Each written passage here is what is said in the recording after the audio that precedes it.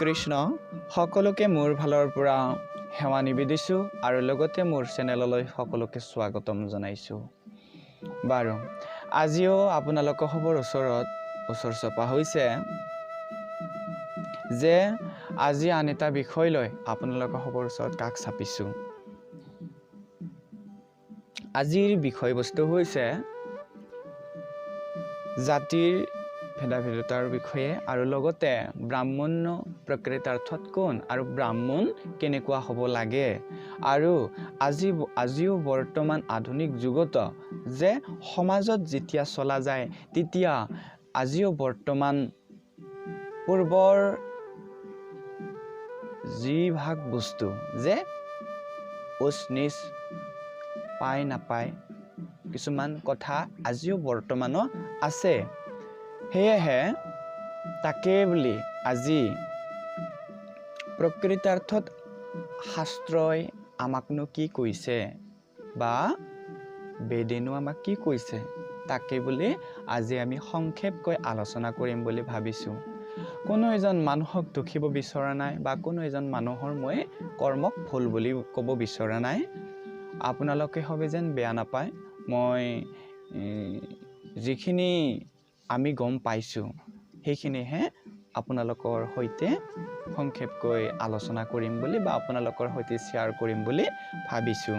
কিবা যদি ভুল হয় আপোনালোকে সকলোৱে মোক ক্ষমা কৰিব আৰু লগতে মোক ভুলবোৰ আঙুলিয়াই দিব বুলি মই আশা ৰাখি মই ভিডিঅ'লৈ আগবাঢ়িবলৈ ওলাইছোঁ।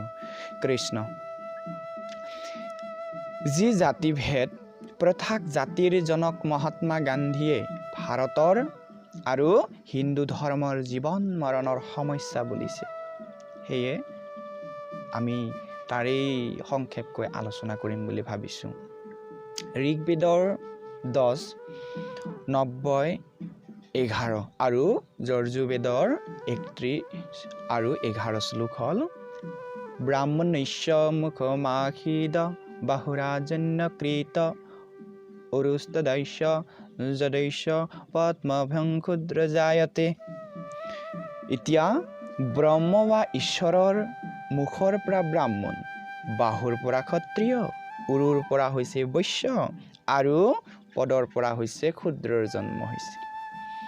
আৰু কিছুমানে এনেকুৱাকৈ কয় যে ব্ৰহ্ম বা ঈশ্বৰৰ শিৰৰ স্বৰূপ, ক্ষত্ৰিয় হল বাহু, বৈশ্য উৰু আৰু ক্ষুদ্ৰ ভগৱন্তৰ পদস্বৰূপ। কিছুমানে এনেকুৱাকৈ কথা বা এইখিনি কথাকে এনেকুৱাকৈ কয়। এতিয়া উদাহৰণস্বৰূপ মহাভাৰতৰ যুগত অন্য ধৰণৰ কিছুমান উদাহৰণো পোৱা যায়। পৰাশৰ ঋষিৰ ঔৰসত কৈৱৰ্ত কন্যা সত্যাৱতীৰ গৰ্ভত প্ৰসিদ্ধ বেদব্যাসৰ জন্ম হৈছিল। আৰ্যৰ শান্তনুক উক্ত সত্যাৱতীয়ে দ্বিতীয় স্বামী বৰণ কৰিছিল। ব্ৰাহ্মণৰ ঘৰত জন্মি ক্ষুদ্ৰত্ব লাভ কৰাৰ আৰু ক্ষুদ্ৰ হৈও ব্ৰাহ্মণ হোৱাৰ দৃষ্টান্ত অনেক স্থলত আছে। এই সম্পৰ্কে মহাভাৰতৰ পৰাই কিছু কথা আমি আলোচনা কৰিম। গতিকে এই দাস প্ৰথাই ক্ৰমে জাতিভেদত পৰিণত হৈ পানী নহৰকা আৰু নিকপপীয়া নানান জাতত পৰিণত হোৱা পিছৰ যুগৰ কথা। এই প্ৰসংগত মহাভাৰতৰ এটি উপদেশমূলক আৰু তাৎপৰ্য বিশিষ্ট উপাখ্যান উল্লেখযোগ্য আছে। এতিয়া পাণ্ডৱৰ বনবাস কালত মহাশক্তিধৰ ভীমসেনে এদিন অকলে আহাৰ বিচাৰি বনত ভ্ৰমণ কৰিছিল। এঠাইত এটা প্ৰকাণ্ড অজগৰ সৰ্পই ভীমক মেৰাই ধৰিলে আৰু অশেষ চেষ্টা কৰিও অজগৰৰ মেৰ পাকৰ পৰা ভীম মুক্তি পাব নোৱাৰিলে। তেতিয়া অজগৰে মানুহৰ মাতেৰে ক'লে যে তেওঁৰ নাম নহুষ আৰু পাণ্ডৱসকলৰে এজন উপৰি পুৰুষ। তেওঁৰ সুকৃতিৰ ফলত ইন্দ্ৰৰে সৈতে স্বৰ্গত সমানে তেওঁ আসন লাভ কৰিছিল। কিন্তু অহংকাৰত মত্ত হৈ কেইজনমান ঋষিক তেওঁ অসৎ ব্যৱহাৰ কৰাৰ ফলত স্বৰ্গভ্ৰষ্ট হৈ অজগৰৰ স্বৰূপ ল'ব লগা হ'ল। ঋষিসকলৰ ওচৰত ইনাই বিনাই তেওঁ প্ৰাৰ্থনা কৰিব ধৰিল। কেইটামান প্ৰশ্নৰ যথাযথ উত্তৰ পালেহে তেওঁ শাপমুক্ত হ'ব। ঋষিসকলে বিধান দিলে, সেইকাৰণে সেই প্ৰশ্নোত্তৰ কেইটাৰ উত্তৰ দিবলৈ ভীমক অজগৰে অনুৰোধ কৰিলে। নতো ভীমক অজগৰে উদৰস্থ কৰিব। এনে কথোপকথন হৈ থাকোঁতে ভীমক বিচাৰি যুধিষ্ঠিৰ সেই ঠাইত ওলালহি আৰু ভীমক মুক্তি দিবলৈ অজগৰক যুধিষ্ঠিৰে প্ৰাৰ্থনা জনালে। তেতিয়া অজগৰে ধৰ্মৰাজক আদ্যপ্ৰান্ত কথাবিলাক ক'লে আৰু যুধিষ্ঠিৰেও অজগৰৰ প্ৰশ্নোত্তৰ দিবলৈ সাজু হ'ল। উপাখ্যানটো তত্ত্বপূৰ্ণ কথা হয় আৰু এই প্ৰশ্নোত্তৰ কেইটাৰ উত্তৰ পালেহে শাপগ্ৰস্ত লোকৰ মুক্তি হ'ব। এই উপাখ্যানটোৱে ইয়াকে সূচায়। তাৰে সংক্ষেপকৈ এইবাৰ আপোনালোকৰ সবৰ ওচৰত প্ৰকাশ কৰিম। এতিয়া সৰ্পয়ে প্ৰশ্ন কৰিলে, ব্ৰাহ্মণক ভৱেদ্ৰাজন বেদং কিংচ যুধিষ্ঠিৰ।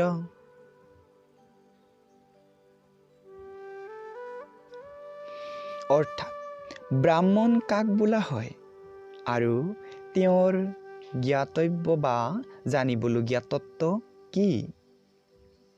সৰ্পই প্ৰশ্ন কৰিলে। এতিয়া যুধিষ্ঠিৰে ক'ব, হে সৰ্প, সত্য, দান, ক্ষমা, সুশীলতা, ক্ৰূৰতাৰ অভাৱ, তপস্যা আৰু দয়া এই সদ্গুণবিলাকত যিজনত দেখা যায় তেৱেই প্ৰকৃতাৰ্থত ব্ৰাহ্মণ। ব্ৰাহ্মণৰ কাৰণে জানিবলগীয়া তত্ত্ব পৰম ব্ৰহ্ম, যি দুখ সুখৰ অতীত, যাক জানিলে মানুহ শোকাতীত হয়। সেই পৰম ব্ৰহ্মই ব্ৰাহ্মণৰ জানিবলগীয়া তত্ত্ব। হে সৰ্প, তোমাৰ আৰু কি ক'ব লগা আছে? তেতিয়া সৰ্পই পুনৰাই যুধিষ্ঠিৰক প্ৰশ্ন কৰিলে। সত্য আৰু প্ৰমাণভূত ব্ৰহ্ম চাৰিও বৰ্ণৰ কাৰণেই হিতকাৰী। সত্য, দান, অক্ৰোধ, ক্ৰূৰতাৰ অভাৱ, হিংসা আৰু দয়া আদি সদ্গুণবিলাক শূদ্ৰসকলতো থাকিব পাৰে। তেতিয়া শূদ্ৰ আৰু ব্ৰাহ্মণৰ পাৰ্থক্য থাকিল ক'ত? এতিয়া যুধিষ্ঠিৰে পুনৰাই তেওঁৰ উত্তৰ দিব। উপৰিউক্ত লক্ষণবিলাক যদি শূদ্ৰতো দেখা যায় আৰু ব্ৰাহ্মণতো দেখা নাযায়, তেতিয়া সেই শূদ্ৰ শূদ্ৰই নহয় আৰু সেই ব্ৰাহ্মণ ব্ৰাহ্মণেই নহয়। হে সৰ্প, যিজন লোকেই সত্যাদি গুণত গুণী হৈ জীৱন নিৰ্বাহ কৰে তেৱেই ব্ৰাহ্মণ। এইবিলাক গুণত যি হীন তেৱেই শূদ্ৰ। বনপূৰ্বৰ অজগৰৰ পূৰ্বাধ্যায়ৰ এই ঘটনাত অতীত তাৎপৰ্যপূৰ্ণ। এয়ে শুদ্ধ উত্তৰ লাভ কৰি নহুক শাপমুক্ত হয় আৰু ভীম সৰ্বমুক্ত হয়। জন্ম অনুসৰি যে আজিকালিৰ দৰে ব্ৰাহ্মণ অতীজত নহৈছিল, মহাভাৰতৰ অন্যান্য স্থলত এই সম্পৰ্কে যথেষ্ট উক্তি পোৱা যায়। পাণ্ডৱৰ বনবাস কালতে দৈত্যবনৰ এখন সৰোবৰত পানী খাবলৈ গৈ এটা যক্ষৰ কথা নুশুনাৰ অপৰাধতে যুধিষ্ঠিৰৰ আটাইকেইজন ভায়েকৰ মৃত্যু ঘটিছিল। ভায়েকক বিচাৰি যুধিষ্ঠিৰ সেই সৰোবৰ ওলোৱাত যক্ষই যুধিষ্ঠিৰকো পানী স্পৰ্শ কৰিবলৈ বাৰণ কৰিলে। যুধিষ্ঠিৰ আৰু যক্ষৰ মাজত হোৱা প্ৰশ্নোত্তৰবিলাকো বৰ সাৰুৱা। জাতিভেদ সম্পৰ্কে প্ৰশ্নোত্তৰ কেইটা তুলি দিয়া হ'ল।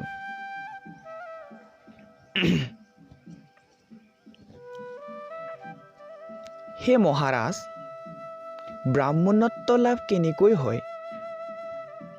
জন্মৰ দ্বাৰা নে ব্যৱসায়, বেদাধ্যয়ন বা পণ্ডিতালী গুণৰ দ্বাৰা? যক্ষই প্ৰশ্ন কৰিছিল যুধিষ্ঠিৰক। হে যক্ষ, শুনা, কুল, বেদাধ্যয়ন বা পণ্ডিতালী এইবিলাকৰ দ্বাৰা ব্ৰাহ্মণত্ব লাভ হ'ব নোৱাৰে। একমাত্ৰ বৃত্তিহে, অৰ্থাৎ কি উপায় অৱলম্বন কৰি জীৱিকা নিৰ্বাহ কৰে তাৰ ওপৰতহে ব্ৰাহ্মণত্ব নিৰ্ভৰ কৰে। অৰ্থাৎ শাস্ত্ৰবিহিত উপায় অৱলম্বন কৰি জীৱন যাপন কৰাৰ প্ৰতি চকু ৰখা ব্ৰাহ্মণৰ বিশেষ কাম।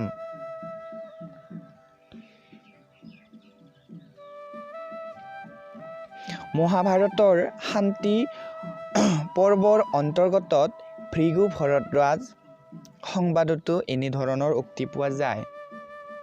বৰ্ণবিলাকৰ বিশেষত্ব একো নাছিল, সকলো বৰ্ণই ব্ৰহ্মৰ পৰাহে সৃষ্টি। ব্ৰহ্মৰ দ্বাৰা সৃষ্ট হৈ নানা কৰ্ম কৰি মানুহবিলাকক নানা বৰ্ণত বিভক্ত হয়। এতিয়া কুল বা জাতৰ দ্বাৰা ব্ৰাহ্মণ হোৱা নাছিল, ব্ৰাহ্মণ হৈছিল কাৰ্যৰ দ্বাৰাহে। চাণ্ডালেও যদি শুদ্ধভাৱে জীৱন যাপন কৰে, হে যুধিষ্ঠিৰ, তেওঁ ব্ৰাহ্মণ। কাৰ গৰ্ভত জন্ম ল'লে, কোন সংস্কাৰত সংস্কৃত হ'ল, কোন শাস্ত্ৰত পণ্ডিত হ'ল, কোন বংশত জাত, এইবিলাকৰ কোনোটোৱেই ব্ৰাহ্মণৰ কাৰণ হ'ব নোৱাৰে। জীৱন ধাৰণ কি উপায়েৰে কৰিছে, ব্ৰাহ্মণৰ ক্ষেত্ৰত সেইটোৱে বিচাৰ্য। প্ৰকৃত ব্ৰাহ্মণ কেনে হ'ব লাগে, এই সম্পৰ্কে মহাভাৰতৰ অনুশাসন পৰ্বৰ অন্তৰ্গত আৰু এটি উপাখ্যানৰ উল্লেখ কৰিব পাৰি। সৰসৰজাই পৰম বৈষ্ণৱ ভীষ্মদেৱ শোকগ্ৰস্ত যুধিষ্ঠিৰক এই উপাখ্যান কৈছিল। এজন ব্ৰাহ্মণৰ মতংগ নামৰ এটি পুত্ৰ আছিল। কোনজন যাজকৰ ঘৰত যজ্ঞ কৰিবলৈ কাৰণে পিতাকে মতংগক আদেশ দিয়াত গাধই টনা এখন গাড়ীত উঠি মতংগই পুৰোহিতালী কাৰ্যলৈ ওলাল। গাধটো এটা পোৱালি গাধ আছিল আৰু মাকজনীয়েও ওচৰে ওচৰে গৈছিল। চাবুকেৰে কোবাই গাধ পোৱালিটোৰ নাকত মাতংগে নিদাৰুণভাৱে ঘা লগোৱাটো শোকত কাতৰ হৈ মাকে গাধ পোৱালিটোক ক'লে, বাছা, তই শোক নকৰিবি, তই যাক টানি আনিছা সি ব্ৰাহ্মণ নহয়, চণ্ডালহে। ব্ৰাহ্মণত নিষ্ঠুৰতা থাকিব নোৱাৰে। সকলোৰে প্ৰতি মৈত্ৰীভাৱহে ব্ৰাহ্মণৰ বিশেষত্ব। সকলো প্ৰাণীৰ উপদেশদাতা হৈ ব্ৰাহ্মণে কেনেকৈ আনক প্ৰহাৰ কৰিব, এইটো হ'বই নোৱাৰে। ই স্বভাৱতে পাপ। প্ৰকৃতিৰ লোকৰ পোৱালীক দয়াৰ চকুৰে ই কিয় চাব? বেয়া কামৰ দ্বাৰা ই প্ৰমাণ কৰিছে যে এজনী চণ্ডালীও ইয়াৰ মাকতকৈ মাননীয় জাতিগত স্বভাৱ মনৰ ওপৰত প্ৰভাৱ বিস্তাৰ কৰে। ব্ৰাহ্মণৰ নিষ্ঠুৰ স্বভাৱে নিষ্ঠুৰ ব্ৰাহ্মণজনৰ মাকৰ ওপৰত যে সন্দেহৰো ছাঁ পেলায়, এই উপাখ্যানতে তাকে সূচায়। কল্যাণময়ী গৰ্ধৱে মোৰ আই কলংকিনী বুলি কিয় ক'লা? মোক কিয় চণ্ডাল বুলি উল্লেখ কৰিছা? সকলো কথা মোক খুলি কোৱা। গাধজনীয়ে পুনৰ মাত লগালে। মতংগ, যৌৱন মদত মতলীয়া হৈ ফুৰা এজনী ব্ৰাহ্মণীৰ গৰ্ভত এটা নাপিতৰ ঔৰসজাত তুমি।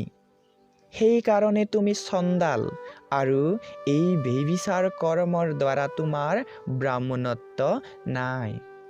মতংগ আৰু পুৰোহিতালি কৰে ক'ত? উভতি গৈ ব্ৰাহ্মণৰ পিতাকক প্ৰশ্ন কৰিছে। চাণ্ডালজনী বা তাতকৈও নীচজনীত যাৰ জন্ম তাৰ মংগল কেনেকৈ হ'ব পাৰে? এনেধৰণৰ মাতৃ যাৰ হয় তাৰ মংগল ক'ৰ পৰা হ'ব? ইয়াত মন কৰিবলগীয়া যে ব্ৰাহ্মণ পিতাক জীয়াই আছে মাত্ৰ দ্বিচাৰিণী, আৰু সেইকাৰণেই মাকক চণ্ডালিনী বুলি পুতেকেই আখ্যা দিছে।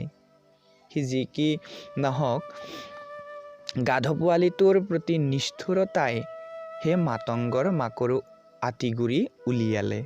শ্ৰেষ্ঠতম প্ৰাণী মনুষ্যৰ বিশেষ এক অংশৰ প্ৰতি চূড়ান্ত নিষ্ঠুৰ ব্যৱস্থা অৱলম্বনকাৰীসকল কোন শাৰীত পৰে সকলো চিন্তা কৰি চাই যেন। ক্ষুদ্ৰ ব্ৰাহ্মণ হোৱা বা ব্ৰাহ্মণৰ ঘৰত জন্মি ক্ষুদ্ৰ বা অন্য বৰ্ণ হোৱাটো মনুসংহিতাতো উল্লেখ আছে। ক্ষুদ্ৰও ব্ৰাহ্মণ হ'ব পাৰে আৰু ব্ৰাহ্মণও ক্ষুদ্ৰ হ'ব পাৰে। অনুৰূপে ক্ষত্ৰিয় বৈশ্য কুলত জন্মিও কৰ্মৰ দ্বাৰা বৰ্ণান্তৰ হ'ব পাৰে। এতিয়া ডক্টৰ ৰাধাকৃষ্ণে এখন কিতাপ লিখিছিল 1955 চনৰ 14 ডিচেম্বৰ। এতিয়া সেই কিতাপখনৰ পাতনিৰ দুটি কথা ক'ম। বশিষ্ঠৰ মাক এজনী নৰ্তকী, শক্তিৰ মহামুনি মাক এজনী চণ্ডালনী, পৰাশৰৰ মাক এজনী নেমলছ ৰমণী আৰু ব্যাসৰ মাক আছিল মৎস্যগন্ধা। তেওঁলোকে তপস্যাৰ বলেৰেহে মহৰ্ষি মহামুনি বিদ্বান হৈ ব্ৰাহ্মণত্ব লাভ কৰিছিল। সেইকাৰণে জন্ম কেতিয়াও ব্ৰাহ্মণত্বৰ কাৰণে হ'ব নোৱাৰে। এনেধৰণৰ অসংখ্যাত উদ্ধৃতি দিব পাৰি। সেই কালৰ ব্ৰাহ্মণৰ ক্ষমতা অপৰিসীম আছিল। ব্ৰাহ্মণৰ প্ৰভাৱ বিষয়ে বুজনি দিওঁতে পৃথিৱীৰ শ্ৰীকৃষ্ণক কৈছিলে, হে মাধৱ, ব্ৰাহ্মণৰ প্ৰভাৱৰ কথা কওঁ শুনা। চন্দ্ৰত যে কলংক হ'ল তাৰ মূলতে ব্ৰাহ্মণ। সাগৰৰ পানী নুনিয়া কৰিলে ব্ৰাহ্মণেই। 1000 ভগ চিহ্নৰে ইন্দ্ৰৰ শৰীৰ চিহ্নিত কৰিছিল ব্ৰাহ্মণেই, আৰু সেই ব্ৰাহ্মণৰ প্ৰভাৱতেই সহস্ৰ ভগ সহস্ৰ নেত্ৰলৈ ৰূপান্তৰিত হৈ শতশ্ৰুত সহস্ৰাক্ষ নামেৰে জনজাত হৈছিল। ইমান ক্ষমতা বিশিষ্ট ব্ৰাহ্মণ হ'লে আজি গোটেই পৃথিৱী ভস্মীভূত হ'লহেঁতেন।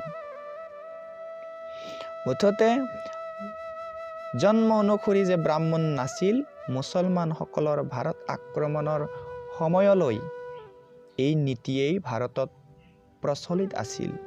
তাৰ প্ৰমাণ সূত্ৰনীতিহাৰত পোৱা যায়।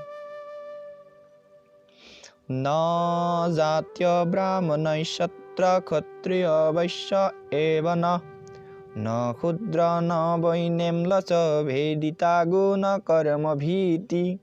জন্ম অনুসৰি ব্ৰাহ্মণ ক্ষত্ৰিয় বৈশ্য ক্ষুদ্ৰ নেমলচ একো নহয়। গুণ কৰ্ম অনুসৰিহে এইবিলাক বৰ্ণ হয়।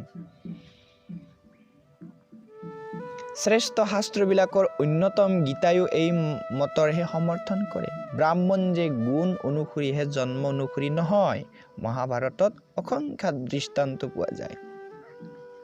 শব্দ ব্ৰহ্মত বেদত যি পাৰ্গত হৈ পৰম ব্ৰহ্ম সম্পৰ্কে নিশ্চিত জ্ঞান লাভ কৰে আৰু ব্ৰহ্ম জ্ঞানতে সদায় স্থিতি হৈ থাকে, দেৱতাসকলে সেই সকলকে ব্ৰাহ্মণ বোলে।